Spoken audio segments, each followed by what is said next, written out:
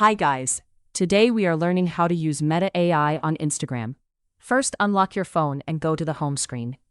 Now open the Instagram application on your phone. Once Instagram opens, you will see different options at the bottom. This is where we can access Meta AI through messages. Now look at the bottom middle of the screen. Tap on the messages DM icon to open your chats.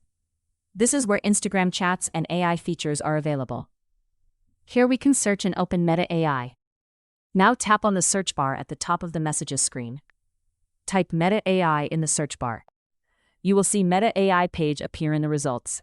Tap on it to open the AI chat. Once Meta AI chat opens, you can start asking questions. Simply type your question and send it in the chat.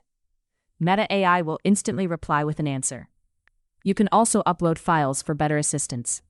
If you want to upload a document or file, tap the plus icon. Select your file or document from your phone storage.